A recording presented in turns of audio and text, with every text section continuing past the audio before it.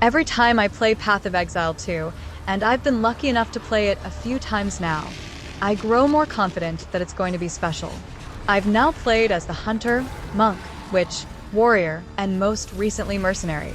You'd think that I'd be tired of doing 2+ hour sessions with each of the classes, but the inverse is true. I can't wait to dive back in. Its beta release on December 6th can't come soon enough. I'm going to focus this preview on the Mercenary.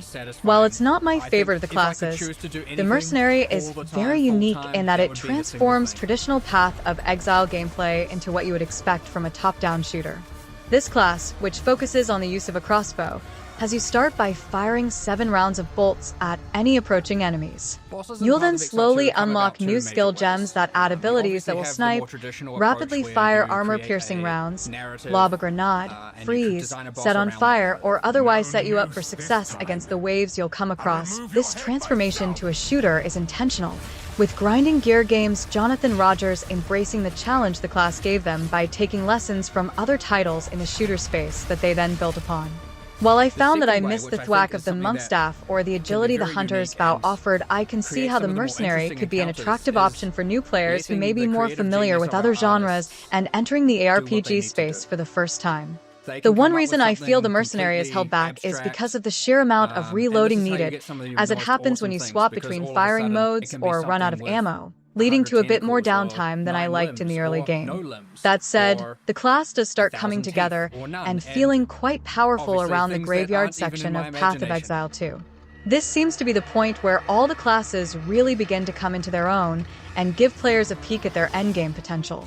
By this point I had a grenade launcher that shot 3 projectiles and did increased area of effect damage, a gun that fired ice that slowed and froze approaching enemies, and a fire shot that lit everything on fire that came near me, but also pushed back approaching mobs with force.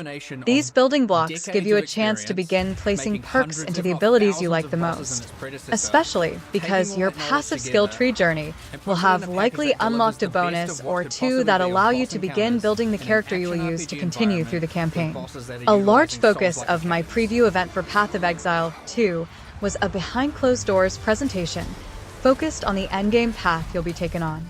While I didn't get hands-on time with it, Rogers took us through the endgame challenges, including a massive world map to be cleared and endgame activities that they think players will keep coming back to for hundreds of hours.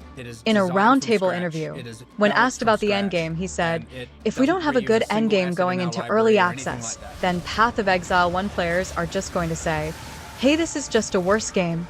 We need that stuff to be able to actually make a PoE 1 player feel like, oh yeah, you know what? This is a true sequel to PoE 1. And boy does it look like they delivered." To give you a peek into what's planned for December, the first half of the campaign, including Acts 1 to 3, will launch first and should take you around 25 hours to complete. The endgame awaiting you after campaign completion promises a lot of exciting new ways to power up your build. I got a small sneak peek at some of those endgame chases as part of a 2-hour presentation detailing several of the modes you'll be able to chase. While there are 8 primary endgame modes planned at the launch of Early Access, you'll be introduced to a few during the campaign. They include several sequels to popular leagues from the original Path of Exile, with more to be launched during Early Access. I saw the Trial of Sekimas, which has you enter a series of rooms that each have unique challenges, like filling a blood chalice by defeating red enemies in the area, or surviving increasingly difficult enemy spawns before a timer runs out.